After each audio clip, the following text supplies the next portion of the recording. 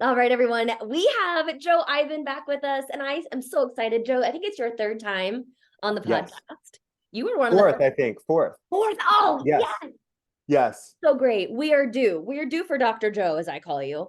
Um, so you guys, Joe's a therapist, and I think we all need a little therapy right now. He's not going to be delivering therapy per se, but talking about a lot of things that are, just coming up in both of our lives, talking about this polarization of like the fitness industry, nutrition industry, therapy industry, and all of that. So, just in case someone has not listened to you before, Joe, can you just give a little background about who you are and what you Sure. do? Sure. Yes. Yeah. It's great to see you as always. You're Thank one of you. my favorite people. Yeah. I can't look at Julian Michaels or Kelly Ripa and not think if the two of those women could procreate, you would be the My manifestation all-time of that. favorite Facebook post. It's very true. Very true. Um, My name's Joe Eiben. I'm a therapist in Seattle. I met you back when we lived in Colorado, or Uh, when you still live in Colorado, when I lived yeah. in Colorado.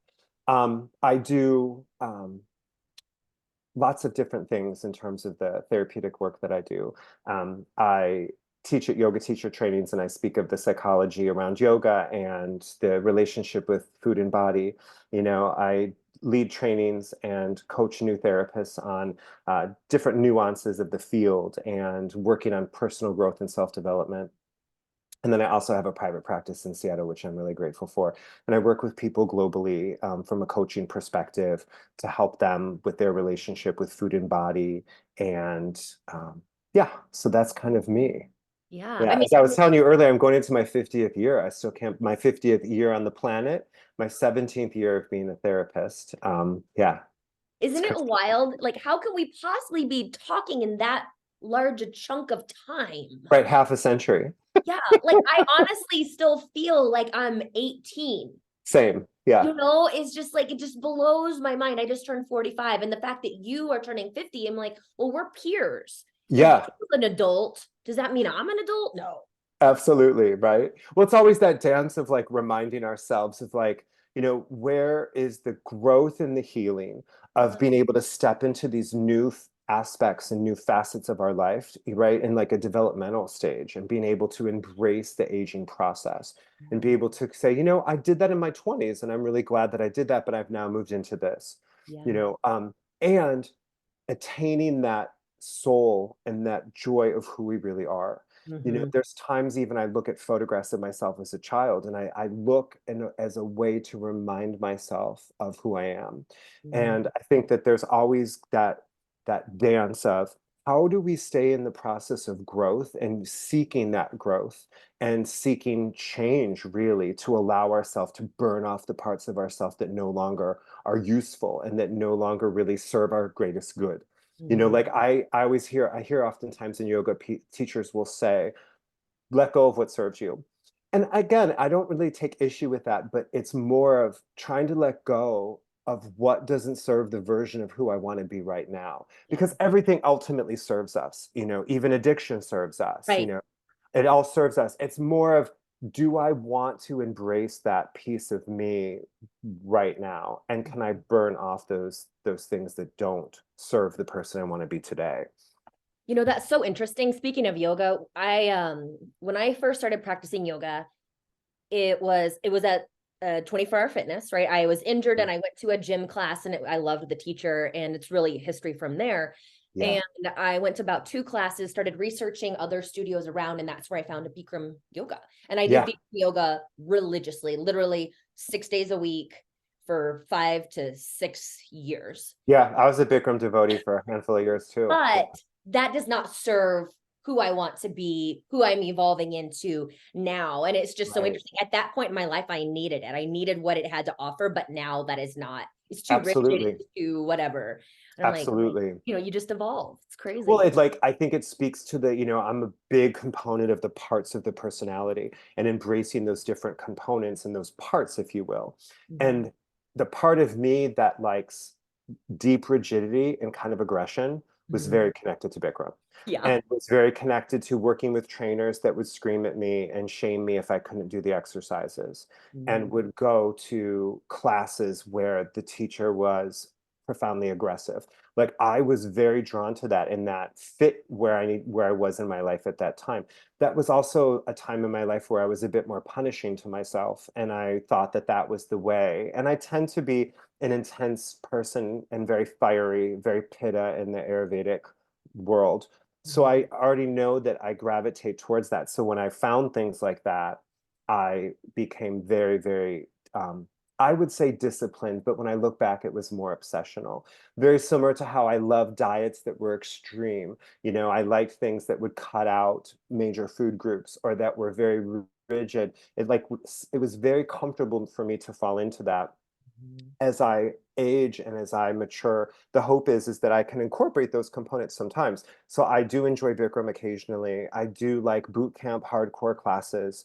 I do like to push myself. Mhm. But I no longer want to be in that place of kind of the intensity, because I feel like then there's an imbalance where some people need a little bit of that intensity. Like they need that push because their, constitution, if you will, is a bit on the lower energy where mine is not. So I need those things that force me to kind of come into balance. And I Mhm. think it's hard because we live in a culture that is so imbalanced, so Mhm. polarizing, and really it gets so dogmatic that if you don't believe in every single principle with like, let's say, an idea, then all of a sudden like you're not part of that tribe anymore, which then creates trauma. Yeah. So if we look at the idea of, let's say, politics just from a macro, bigger picture perspective, so many um, people, I feel, really kind of, this is what I experience in my personal life, my professional life, and my day-to-day life. So many people fall into a bit of a middle ground where they could kind of understand one side of the political aisle. They can also maybe understand some other components of the political aisle. They have some grace for maybe some people that disagree with them. I would say that's the most of people. But I think what's happened to our culture is it's become so polarized that if you disagree with one aspect of, like, let's say, an idea, then you're kind of pushed out. And so I think that that kind of also encapsulates a lot of the fitness industry, where it's like you're a devotee of whatever. So it's like, oh, I only do CrossFit. So the idea of yin yoga is trash. Mhm. Or I'm a yogi, so the fact that you want to go to a spin class, like that seems aggressive. So it's like we've kind of lost this ability to recognize that we need to embrace all components of self Mhm. and recognize that there is a need that we have for consistency. And there is a need we have for, like, knowing when you walk into a Bikram class, for example, you know exactly what they're going to say. And you Mhm. know exactly what you're going to do, and there's no question. That actually can be calming for the nervous system to know exactly what you're getting. There's Mhm. also a need to go into a class where you have no idea what the teacher's going to do, and you have to be kind of surprised the whole time. So you have to be really in the moment. You have to be willing to do something different. We have a need for that as well. So instead of, I think, being polarized or saying one's better than the other, or this is trash because it's not what I believe, it's like understanding that there's a necessity for all these facets, and understanding that we individually as people, if the more that we move towards that middle ground and that balance, that I think the more healing we really will have, because we're open to the idea that maybe we need something additional, or maybe we need to change something a little bit. Absolutely. And the whole idea of like ego is kind of like popping up in my head. Like we get so attached to this identity. And I was actually in a yoga teacher training this weekend, Yeah, I and saw it that. was Yeah. really interesting to hear different perspectives. And this polarity that we're talking about in fitness in general and therapy and coaching, it is alive and well in yoga. Oh, you practice at this studio. Oh, Yeah. you take that kind of yoga. Oh, well, we do it this way. And I'm just like, it's just yoga. Like, why do we have to like name it or whatever? It's like Right. so funny. Exactly. Well, I think again, it's this profound desire to feel that we belong to the tribe and that we fit in and that we're looking for identity. And Mhm. so this idea of, well, I fit into this group, so I'm in this identity. It's one thing that I've gotten a lot of flack for in my life. I cannot tolerate being told I'm part of the LGBTQI plus a whatever alphabet type community. And it's not about internalized homophobia. It's just like I am so much broader as a human being to kind of fit into this community. And so for me, sometimes I relate more to a neighbor, a colleague. Like that's more of like my world. It's not my sexual orientation, which Yeah. is maybe one of the most uninteresting things about me as a person, Yeah. possibly. And interesting. So I have a hard time when I'm looped into this community. And again, it's not an aggression. I'm not like upset. It just doesn't resonate. And I think that's what happens in, like, for example, the yoga world. Many times people say to me, oh, you're a yogi, you must do this. Or, oh, since you practice yoga, you must be Zen all the time. And especially when I tell people how long I've been practicing, it's 24, I'm going into my 24th year of practicing yoga. Uh-huh. So it's been a stable, consistent relationship in my life. But many times people will say, oh, you probably wouldn't do this because you do yoga. I'm like, what does that have to do with yoga? But okay, like no, I didn't think of it that way, you know? That is so funny. And like, I feel so seen right now because like to me the worst thing you can do is like put me in a box. I am Same, not just a weightlifter. I am not just a nutrition coach. I am not you want to the worst thing you could call me is like a basic bitch. Like that is the right. last thing I ever want to be called. And I Yeah, know it's like not on par with LGBTQ all the things, but yeah. same like why do I have to be put in this box so that you can Same, yeah. understand? It's exactly the same. I find that I think as human beings, we're quite flawed, myself included. Obviously, I would never think that I'm Yeah, above any of this, right? right. It's more of this idea of like almost we're doing the exact opposite of the intention. So Yeah. the idea of inclusiveness, especially being a gay guy that grew, I lived through the 90s with, fear. Everyone was afraid that I would give them AIDS, like Yeah. it's a scare, I've been through some stuff, right? Mhm. And I think this idea of inclusion and progression and momentum has been so beautiful, especially to see within my lifetime, because it's been a drastic shift in my lifetime. I went from, having to see a warning label on television when Ellen DeGeneres came out of the closet to Mm. then, gay characters. And I would say 90% of the shows or movies I watch, if they're newer, there's a gay character. And I'm like, God, the world has shifted in such a beautiful way. But I think that we've done a disservice to like categorize or put people in boxes or label me in such a way, or people will assume, my political ideology, my religious ideology, whatever, based on my sexual orientation. And I feel like it's done such a disservice because it's limiting us. And I think if we relate it to like the food nutrition industry, I feel like there's a similarity of I've it's fascinating to me when I've heard people say, I'm keto.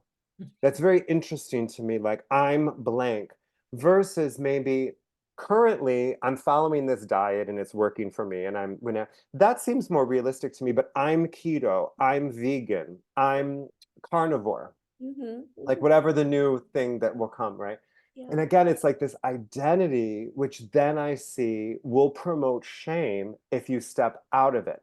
So, like, I see this all the time with friends. Like, let's say they're telling me that they're doing a low carb diet. And then I always tell them that that's bullshit, but whatever, I can't, make them Right. different. But then they'll eat a piece of bread and give me a justification while they're eating it. And I feel Yeah. like it's like, first of all, I don't care. All right. Second of all, I can feel that there's a shame coming up because they went against, the doctrine of low carbohydrate or something. And again, I feel it's just this profound lack of balance because as a culture and as a society, there's been such a downfall of joy, a Yeah. downfall of feeling peaceful, a downfall of true connection. And what I've seen even more so with the profound blast and influx of social media is that we are very much aware. We are very much in the know. We have lots of information about people, too much, Yeah. and a very, very, very low connection that's meaningful. And I was reading a recent poll, and they were 77% of men that were polled said that they were lonely. And it didn't matter if they were married, if they were single, like just this kind of feeling of loneliness and lack of connection. And I Yeah. think too, I feel like it would be similar to, and this might sound like a weird analogy, but I feel like it would be like if you worked in a restaurant all day long, or you owned a restaurant, so you were there from the minute it opens to the minute it closes. There might be a time that you like don't realize that you didn't eat much because you're just surrounded with food and you're serving food and you're preparing food and you're prepping food. Like you didn't realize that you didn't sit down and enjoy a meal because you're with food all day. And so I kind of relate it to this idea of social media because people have thousands of followers or comments or DMs or all these things. They it's a belief that there's this constant interaction with people, but then there's a little bit of loneliness around the lack of true connection. Yeah. Um, and then there's this kind of like, well, let me get into a tribe. Let me identify with something. Let me get into a group. Let me feel like there's some kind of community, if you will. And then Mhm. I think that the light side of that is that we have people that we can, relate with. And the dark side of it is that we begin to lose our own autonomy or sense of self because we're so focused on what will the community say? What will they say if I post this? Like even that idea of like, if I shared what I thought, I'm afraid of the backlash was not something that I heard 10 years ago, 12 No. years ago, you know? Yeah.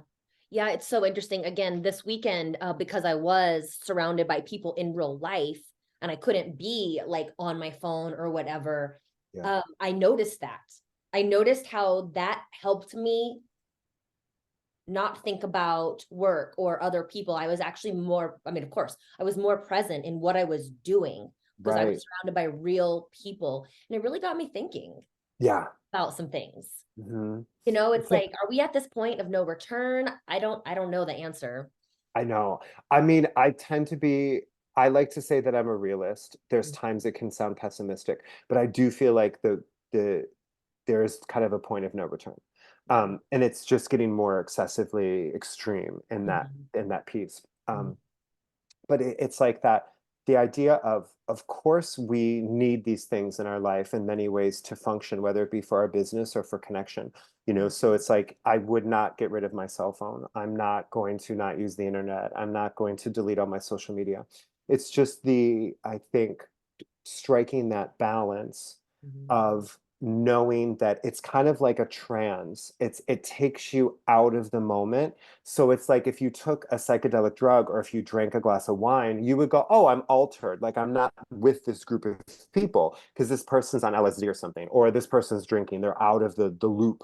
That's what our phones do to us when we're with someone or when we're in an environment. As soon as we look to that, we go to a different world and it takes us out of where we're really at. I think that repetitive thing of doing that over and over and over and over creates a little bit of dissociation for people. And then it also creates this thing of like, well, what am I going to do with my thoughts? Yeah. What am I going to do with silence? I Mhm. have to be engaged in something. And I think that keeps our nervous system just constantly under stress. It's always a little bit activated. And so the nervous system is like really built, to kind of layman's terms, built in like three layers. There's activation, there's rebound, and then there's collapse.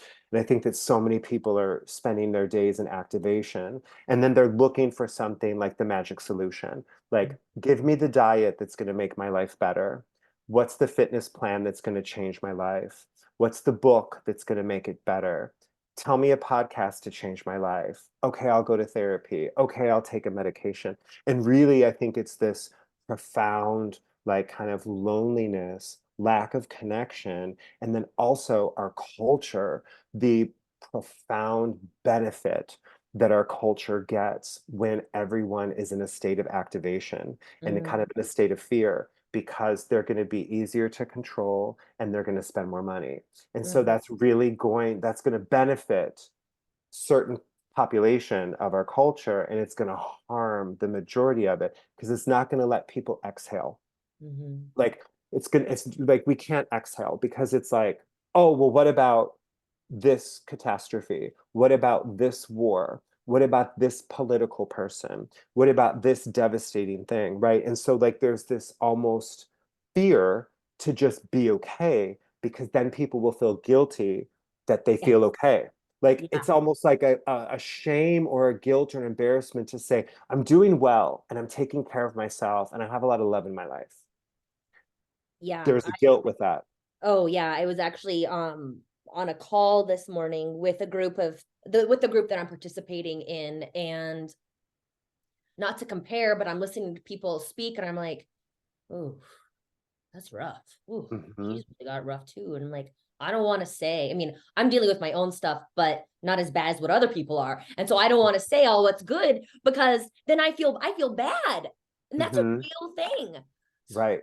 It's oh, well, it's like it's also because our cultural message is, you know, how dare you feel good?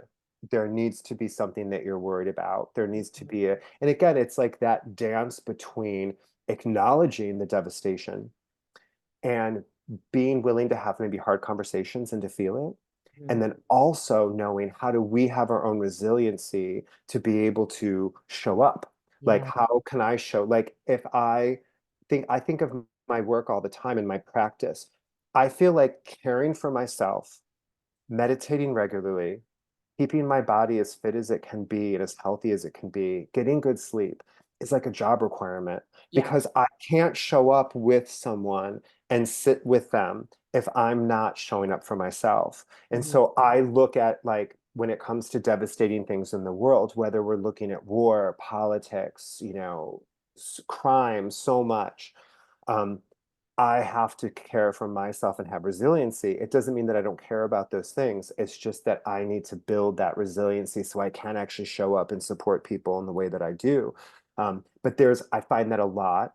I also live in Seattle, which tends to have certain, let's say, maybe like I always say it's like wealthy white people liberal guilt. So Classic. my Seattle folks that listen to this are gonna like take issue with me. But let's just say that's an energy here. Like that's Yeah. kind of a thing here, right? It's Understood. common, right?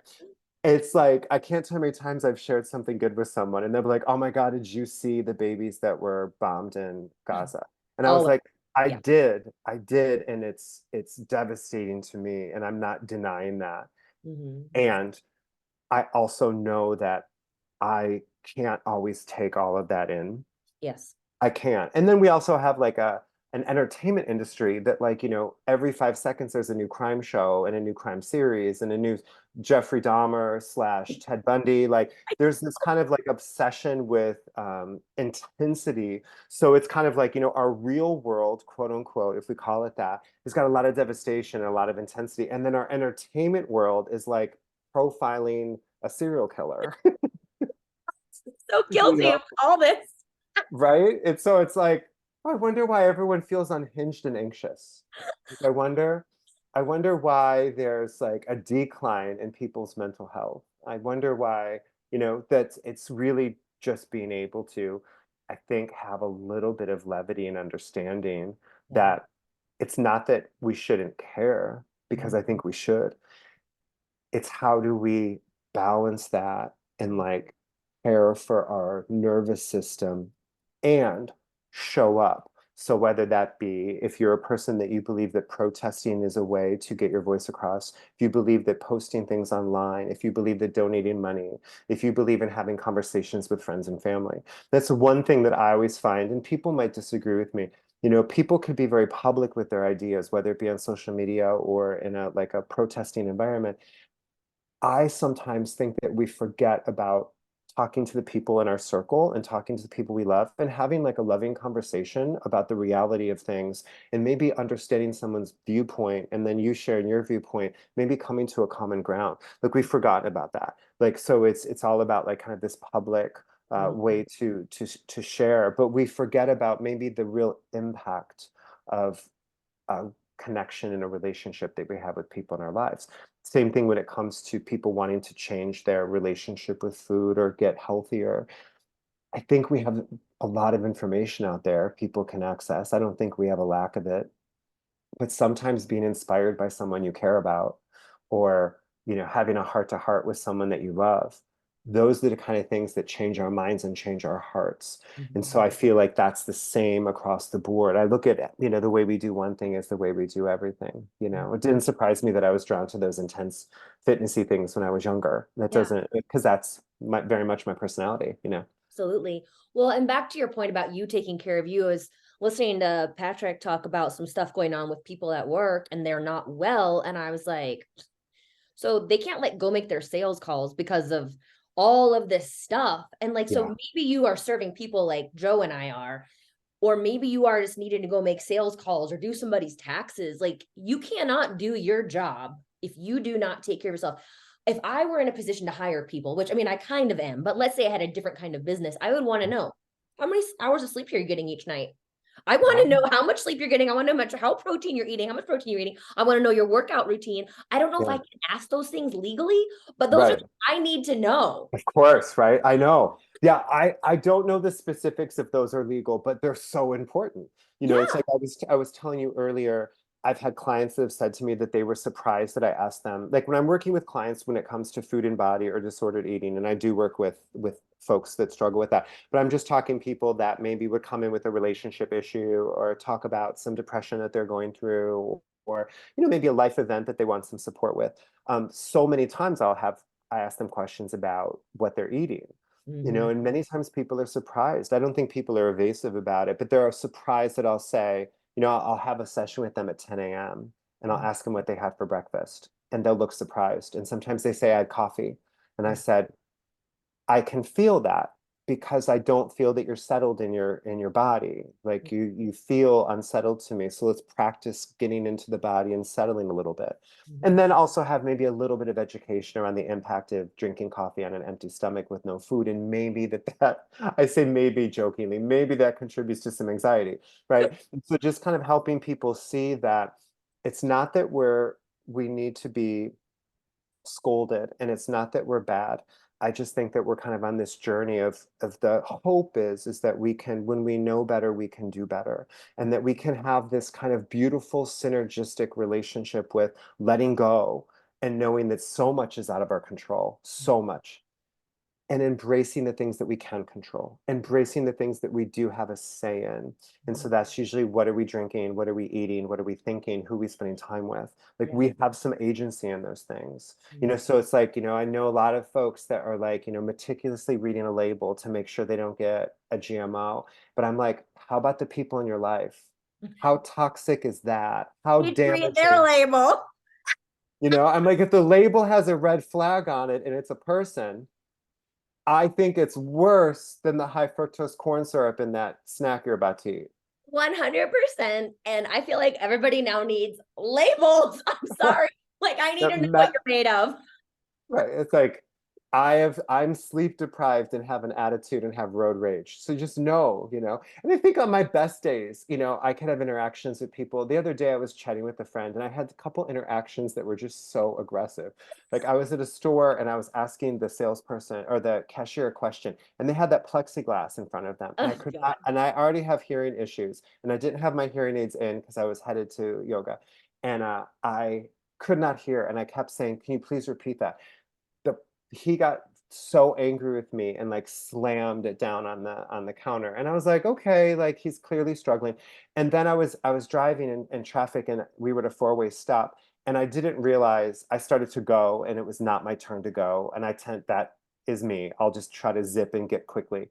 And I realized it was someone else's turn to go, and he rolled down his window and started screaming at me. Oh my gosh. Yeah. And then, like, I was walking into yoga and I just was kind of like trying to take a breath, and I was looking around, and I was like, every person was walking past me was staring down at their phone, every single person. Yeah. And I was just like, on my best days, I can have a lot of empathy for this.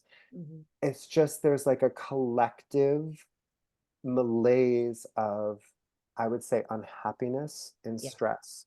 And I Yeah. think that's now the norm. I Yeah. think the norm, the baseline for most people is a little bit of overwhelm and a little bit of anxiety. And I think what happens too, I shouldn't say I think, what I know what happens in the mind and the nervous system is, once we're under that acute stress and chronic over and over, we deplete our system. But even deeper than that, we become addicted to that feeling, and then we start Mhm. creating it. And then we start to feel guilty when we feel good. And when we feel calm or feel good, it feels boring. And Mhm. then we have to put something in there to make it bad or make it intense. And so it's this kind of, always it's a dance.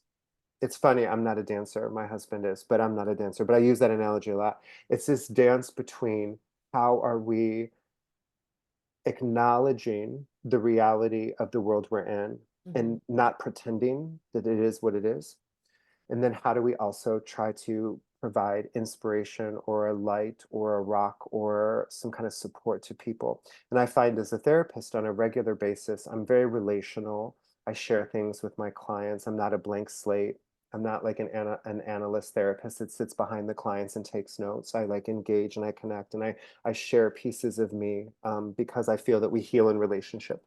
Um, and there's so many times when a client is sharing something about their struggle with, being a good mom, or feeling like they want to be a better partner, or being scared to show up in the way that they want to, or feeling really sad about the way the world is, or feeling kind of like a low motivation to feel positive. Mhm. So many times I'll say, I can really relate with that. As a human being, I really get it. And I get it personally and I get it professionally. How can we do some work together to have a little bit of peace around this and create a little bit more acceptance for sometimes the paradox Mm. of I'm okay and I'm not okay. And it's Right. okay that I'm not, Mhm. you know? It's Yeah. that both, like, I think, a lot of times when people ask me how I'm doing, we casually ask that. Most of the time we say, I'm good, how about you? And then when it's someone that you feel a little closer to, you could tell them a little more Yeah. real depth. Oftentimes I'll say, I'm really doing great and I feel good, but God, this world is fucked up and I don't know how to deal with it sometimes. Yeah. I don't know what to say. I don't know how to feel. I, Mhm. you know, and it's one of those things where it's like that acceptance of that paradox of we're not okay collectively. We're not. We are at war from an external standpoint. We're at war from an internal standpoint, and we're at war in like an intrapsychic point. So there's this kind of like constant mirroring.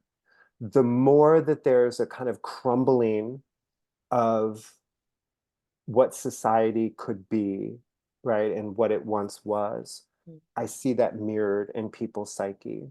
Mm. The more that we're at war politically, online, ideologically, Mhm. the more we start to then internalize that and become at war with ourselves. And then that manifests into eating disorders, addiction, Mhm. depression. Mhm. I always think, I say all the time with my clients with eating disorders, and I share my personal experience of having disordered eating in childhood and adolescence in particular. Um, it was an internal war, and that's what an eating disorder is. Yeah. It's a war against self. It's shame, attack, but it's a war. And so oftentimes, like I will say, well, yeah, you can read 30 books on eating disorders, and you can definitely do treatment where we set your food down and we sometimes tube feed you. Those are all strategies of intervention. But can we get curious about laying the white flag down, and can we stop the war? Because the disorder will never be healed if the war is still active. Yeah. And so I think that as I share that, I'm thinking just like big picture of kind of our culture being at war with each other. And then, even bigger than that with, genocide and just vicious, like unspeakable things. But if we bring it back to self, where are we at war with self? Mhm. Where, and self-love, is big, right? We talk about that all the time. I hear it repetitively. Self-love, self-love, self-love. Clients ask me all the time, how do I get self-love? How do I do self-love? And I was like, well, I will tell you, but you're not going to like the answer. We need to explore the areas of self-hate. Mm. Like that's where we find the self-love. We got to explore those areas of self-hate because that's how we find it. Mhm. Because if we're clueless to those, if we are keeping those in the shadow, then we're never going to find the light. We're never going to be able to find that love. No. As we talk about like all of this stuff, like one of the overarching themes that I'm hearing is it's like this ownership of like we were looking to all of these things to tell us exactly what to do, and that we Yeah. find one, and that's what creates that polarity, and we're being Right. impacted by wars all around us and all of that. But like ultimately we have to like find ourselves, like so we Yes. make these decisions for ourselves, that balance that you were talking about just a few moments ago. And I think that's what people really struggle with. They don't trust themselves to find the Right. balance. They just don't know. It's hard. Right. Well, it's because we need to face the self, Yeah. which is terrifying. Yeah. And I would say most lie to themselves constantly and Oh, hate yeah. themselves and hate themselves in the process. Mhm. I think the courage is to tell yourself the truth that you don't want it, that you don't want to be true, Mhm. and to love yourself through it. And I know from a personal standpoint, of course, I see it professionally, but personally, when I've told myself the truth about things I did not want to be true, and I had deep problems with those things being true, Yeah. and I loved myself in the process, that's when I healed it. Mhm. Spending many times lying to myself, but hating myself in the process that I knew I was ultimately lying. And it's the lying to self of when we know it's true and we know it's how we feel, but we can't embrace it. You know, Mhm. it's that's the accountability piece you were speaking to as well. So it's easy to have, and again, it's to not minimize the reality of what mental health and trauma does to people because it changes the brain. And Mhm. so it's like to be able just to tell someone, hey, you should eat better and work out, sometimes can be really cruel when a person's in a place of deep struggle. But oftentimes it's very easy to come up with all the reasons why we can't do it because the ego is obsessed with sameness. It wants repetition. The ego has zero interest in growth, zero. So it's a deeper calling, if you will, to tap into your spirit, to tap into your greatness, to tap into that part of you that believes in you. So as much as we might have some struggle, some self-esteem, some self-hatred, there's a part of you, and we got to find it, that we tap into to be able to go, this is what we're going to focus on, because the ego wants us to do the same thing it did yesterday. You know, the ego fears that we will die if we change. It has no interest in growth. Mhm. None. It's deeper than that. So the accountability, if we're just doing it cognitively, like if we're just like, I should do this, okay, I should meet with Joe once a week, and then I should consult with Kylie and get a nutrition plan going, and I should go to the gym. Like I hear it all the time. Like a lot of times it's about relanguaging things too. Like I oftentimes will say, I'm so lucky I get to go to the gym after work. Mhm. But I hear people say, I should do it. And Mhm. so what that's doing to the unconscious is it's making it like a chore. And Mhm. then if you don't do it, you're going to shame yourself. And Mhm. while you're doing it, you're probably not going to be present with it. And so it's sometimes about relanguaging it too and being able to go, I'm actually seeking something deeper than just checking this off my list. Like I want to tap into that part of me that Mhm. is great. I want to tap into that part of me that has courage. And I Mhm. think that comes with like our fitness world, our spiritual world, the way we eat. Mhm. You know, like sometimes the most loving thing we can do is share a chocolate chip cookie with a friend. Mhm. And also, sometimes some of the most destructive things we can do is sit on the couch and stare at the television and eat a bag of chocolate chip cookies. Like, it's never one size fits all. It's really about what are you connected to? Are you dissociated and numbing with food? Are Mhm. you present with something that you know nutritionally is just like lots of sugar and dye, right? But you're in the process of actually experiencing it with someone that you love and it doesn't become a numbing Yeah. thing. Yeah. So, I've been thinking a lot about this lately and with my own journey and with clients that I see that are what I would call successful. And I don't just mean in terms of a physical transformation, but I see their journey like they'll come to me with a little bit of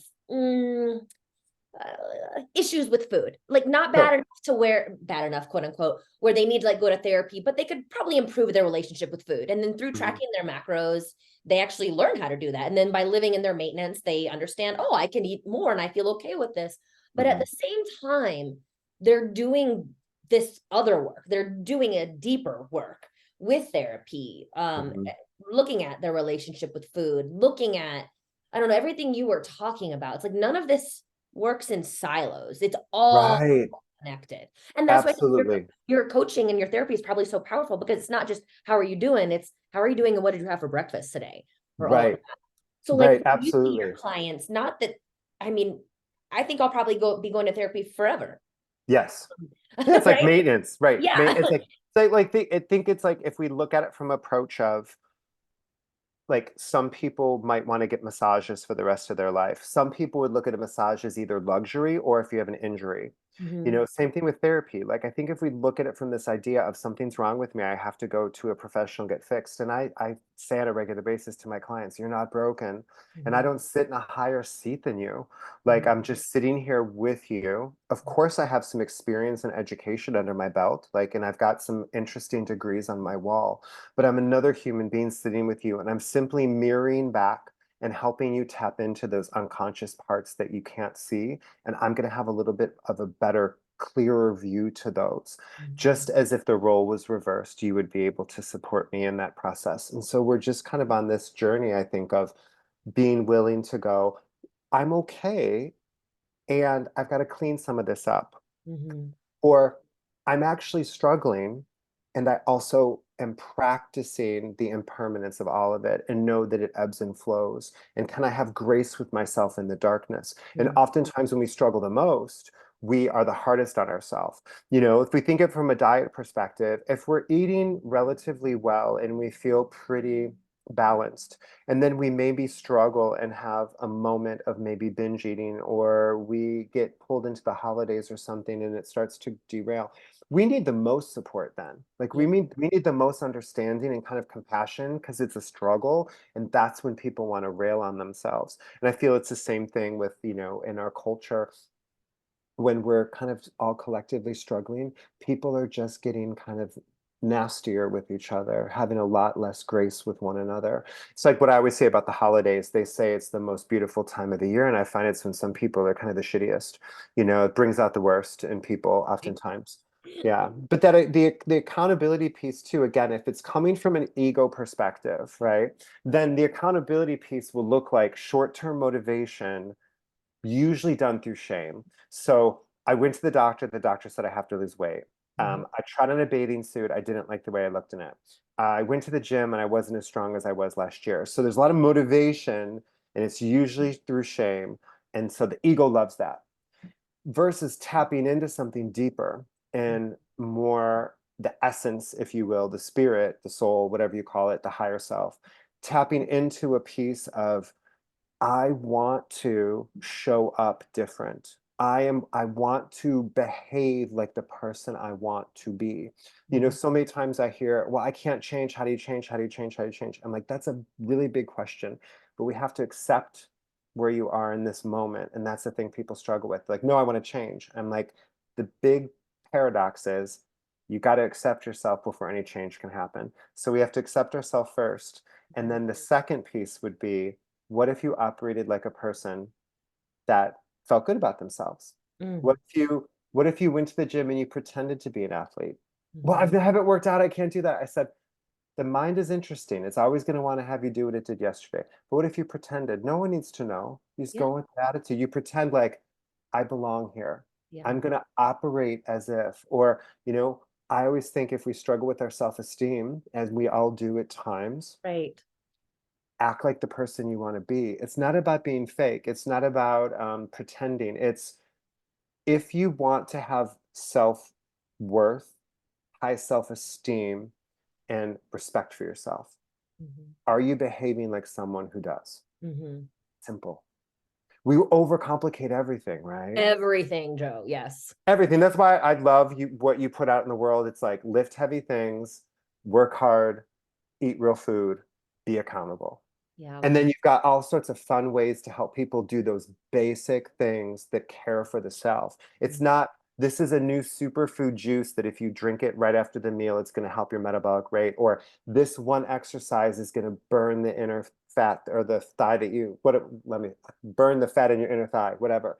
Like this magic shit is the same thing that I think keeps everyone's ego kind of overwhelmed, everyone's energy kind of in this place of, I don't know what to do. I'm inundated with all this stuff.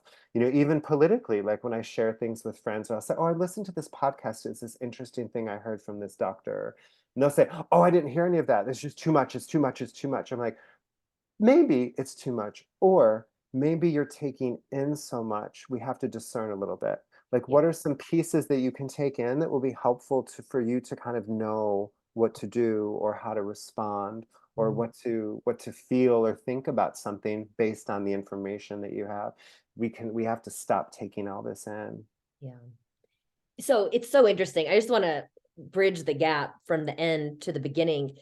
Talking about Bikram yoga, one of the reasons it was so therapeutic for me is, you're standing in front of that mirror for 90 minutes. Yeah. I swear to whoever you believe in, I had to face myself. I literally had to Yes. face myself, and I had to see who I was. And Yes. that is what I think was the first domino to help me transform the way that I needed to transform at that time. Right, because you couldn't escape. You couldn't No. escape through the constant movement. You couldn't escape through the dark lighting. You Mhm. couldn't escape getting lost in music. You couldn't escape, it's like you're facing the self. And like if we look at that symbolically, it's like, again, there's the light and the dark. We could use the mirror to like pick apart our body or our appearance or hyper focus. Or we can use the mirror to say, I'm here. Yeah. I see you. I'm listening. Hmm. And to not have all those distractions. So again, but it's one of the scariest things that we can do, I think, as people is to face the self, because there's so much in there and there's so many shadow parts of the personality, the parts of our personality that we want kept away. There's Hmm. such this fear, because I think underneath it, it always stems down to, if you really saw who I was, you might not love me. Oh, 100%. And so then you see that in so many other realms. If you knew that I believed this, maybe you would not love me. You would judge me. If you knew that I liked this person, maybe you would think differently of me. If Mhm. you knew that after yoga, I want to get a Diet Coke and smoke a cigarette, you would judge me. I mean, I don't do that now, but there was many Oh, years I hell did. yeah. I never Yeah. smoked that. I drink all that Diet Coke. I mean, I can't tell you how many trips or how many times after yoga I was in the car with a Diet Dr. Pepper and a Marlboro Light, and I was like, this is very paradoxical, and I'm gonna try to love myself through it. But it's that I think that fear, and I Mhm. think that so when our the way we approach food, the way we approach our body, and the way we approach relationships, because I think they're all connected, like everything is relationship. If we're coming from this place of fear and pressure and ego, we might have very short-term success. We might have a very short-term marker that we hit. Sustainable Mm. requires us to find something deeper. Mhm. It would be like in a relationship, if you meet someone that you're attracted to and you think they're good looking, that's fun for a minute, but that doesn't necessarily sustain a relationship. It's very similar to like, oh, I want to get into this size at this time of year, or I should get healthy. I have to get healthy for my family. I hear that a lot. I have to get healthy for my family. I say, I love that you love your family. Is it possible to also include you in the reason why you want to get healthy? Well, I don't care about me. I said, well, we need to really tease that apart. Mhm. Because if you don't care about you and you're doing this for someone else, even if it's going to therapy, a lot of people come to therapy because someone in their life told them they needed to go. That can help someone get in the door. But Mhm. unless we're looking within, it's going to be very short-lived. It's going to be very short-lived. That is so interesting because let me tell you something. Around the holidays, there will be a few people that reach out and they're like, I want to get my daughter. I want to get my mom. I want to get my wife All the time I get that. Yeah. to your program. I'm like, no, no, unless they told you they want this, no. It's like Yeah. buying a pet for someone that doesn't know they're getting a pet. Hmm. It never works out. They don't, Absolutely. you cannot give this shit to someone. You have to Absolutely. want it yourself. Absolutely. Because it's like it's twofold. One is that no one will be helped unless they want to be helped. But then Mhm. the second part is that it's very easy to focus on someone else and what they need. It's much harder to focus on ourselves in terms of what we need. It's So like it's easy to see that in someone else, and be like, oh, they would really benefit from therapy. Well, maybe you would too. Hmm. Yeah, or just like when I worked in treatment in particular, and I worked with a lot of families. And I would say a predominant amount of the folks I treated were younger women, predominant. And we would do family therapy. And it was very fascinating when I would explore mom and dad's relationship with food. They were not very interested in that. They were very interested in helping their daughter heal. And we'd get quite annoyed and offended when I would ask them questions about their relationship with food. We're not here for that. I said, oh, we so are. And my name's Joe. You haven't met me, but I'm really confrontational. And I know you're probably going to get mad, but you'll appreciate it later. Yeah. Gosh. I'm an acquired taste. But Well, I it's like it. I thank want you. more. I'm going back to the buffet. Thank you. Thank you. I feel the same about you. Yeah. It's that I think just kind of collectively, I joke and I try to have a levity about it, but there's like this kind of collective malaise that there's just struggle. And I think that the pandemic years, we're still feeling the effects of it. The best way I can describe it would be it's 2024, and we see a crisis in a lot of big cities, mine included, of people on the street. It's a Mhm. crisis.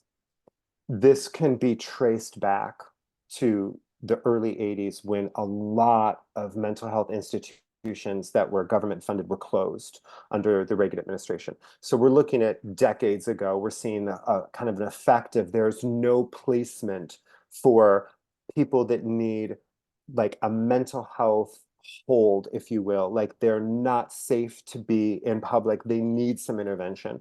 Like there's not places that are available to them. And this traces back to the early 80s. We're seeing kind of with COVID and a lot of the mandating and a lot of the life changes during that period of time, we're seeing still the ripple effect of that. We're seeing the disconnection with people. We're seeing the high, profound rates of anxiety with young people.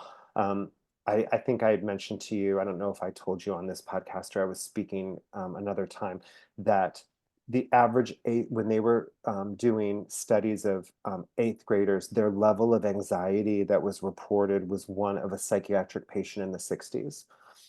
It's mind-blowing, and it's a crisis, and there's a lot of performative nature about it. So there's a lot of mental health awareness, hashtag you're not alone, a lot of things like that. There's not a lot of healing in that. There's a lot of diagnosis, there's a lot of videos talking about it, but there's not a lot of healing, because really, in order to heal, we need to be kind of supported in a way where we can face ourselves in a way that's safe, and then also be able to look around and say, well, if you're a young person and you're spending 12 hours a day gaming or online, of course you're depressed. Or if you're comparing yourself to people online that are um, computer images or lit in a way that it looks perfect, of course you're going to experience body dysmorphia and anxiety. Like, how could you not? Like, how could you not look at constant images? It would be like when you and I were younger, if I was looking at GQ 7 hours a day and you were looking at Sports Illustrated swimsuit 7 hours a day, and then asking, oh, how do you feel about yourself? Well, I feel like shit. Like, I feel fat. I feel gross. I feel like not enough, you know? And so again, we can't really change the culture. We can't, eliminate these things. I think it's just about being aware of how does it affect us? How much news are we taking in? How much willingness do we have to unplug, and be with ourselves, take a long bath, connect with people that we love, like connect with them, spend time with them, share a meal with them. You know, those are the kind of things that will help us heal. And then also knowing that um, the hope is that as we continue to kind of get into this, new technological age of just kind of like rapid growth, is that we kind of still hold on to some things that were pre-tech. Like I still have friends that get shocked if I call them. They say, "Oh, is everything okay?" I'm like, "No, I want to pretend like it's the 90s and call and just say hi. I'm weird." Like, is everything okay? I'm like, God, we live in such a weird world. So if you call someone, they think something must be wrong. Or I remember back in the day stopping over my friends' houses. If I were in their neighborhood, I would just stop over. If I did that now, people would be scared. They would think that I was a lunatic. What I do do you all mean? the time, Oh, why are you here? right? Like I would stop if I was in my friend's neighborhood, I would stop over and be like, "Oh, I'm just in your neighborhood. I wanted to say hi. What are you doing?" It was fun. Now, I don't think I'd ever even think about doing that. I mean, I would like text someone to see if they could talk on the phone. Like that's where we're at, right? Yeah. It's that is not normal, but we're all in it.